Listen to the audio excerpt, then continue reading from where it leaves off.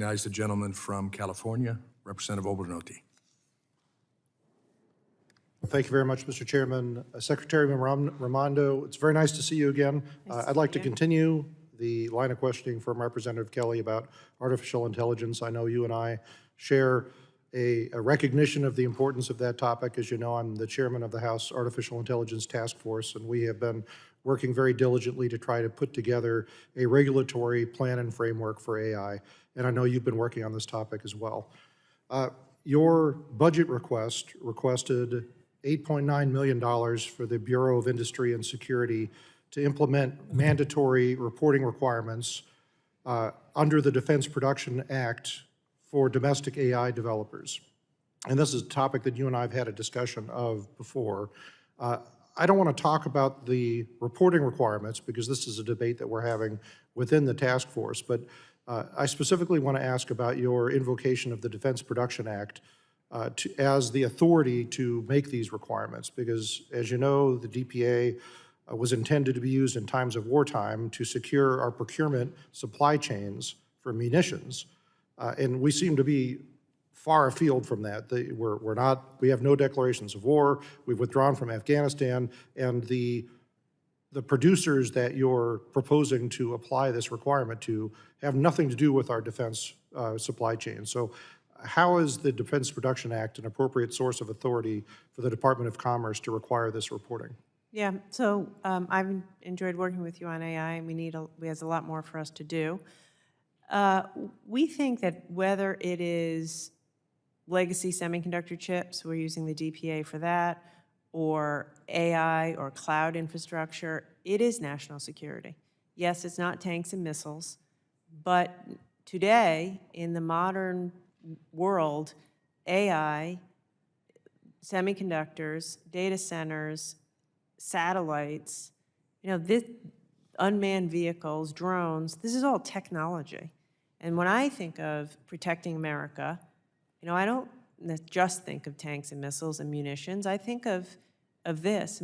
AI, for example, in the hands of the Chinese military, our sophisticated AI, in the hands of the Chinese military, or Russia or a nation state, as applied to nuclear weapons, bioterrorism, is unbelievably scary. So we have assessed that in the light of those threats, it is appropriate to use the Defense Production Act. Like legacy chips, for example, we were talking before with your colleagues. China is not playing by the rules. They are subsidizing the crap out of their industry, and it's going to hurt us. It's going to hurt our ability to make those chips. So, and that'll hurt us in times of war, right? Every Javelin missile has 300 chips. F-15 fighter jets, these are chips, chips, chips. We need to make them, and China will undermine our ability to do that. So anyway, we could talk about it. I hear your concern, but I think that in this day and age, technology is the front line of our defense as it relates to new age of war, and I think DPA is appropriate. Well, we are in furious agreement on the fact that AI is critical to our national security.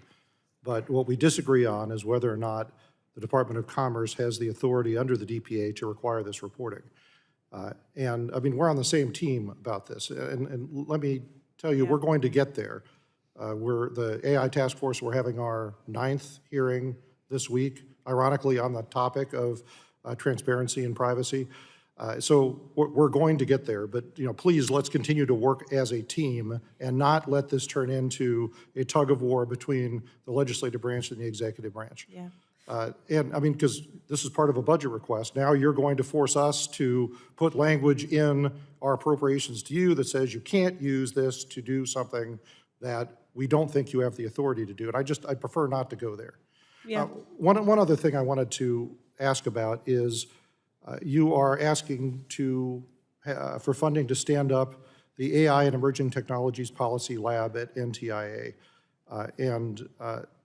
One concern I have about this, and I think NIST and the AI Safety Institute are doing great work, NTIA is doing great work, but I'm concerned about possible duplication and the efficient use of taxpayer dollars, because the last thing that we want, we know AI is the shiny new object, the last thing that we want is multiple agencies at multiple places within the executive branch working on the same thing. So can you explain how we're going to avoid that kind of duplication? Yeah, so I have 1 second, so I'm going to follow up with you on that. No, that's my time, that's not your time. On the, okay, then. Look, I just want to say on the other thing, we need I would say it's different- all of our time.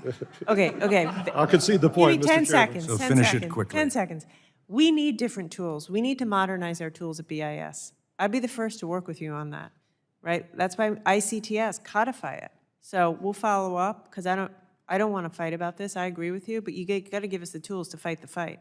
Second thing on AI, it's two very different things. NIST is focused on the science of standards, the science of safety of AI. NTIA is focused on like AI for good, discrimination, bias, et cetera. But I'd be very happy to sit with you and have a proper discussion. All right, we'll do that. Thank you for the flexibility, Mr. Chairman. I leave Gentleman's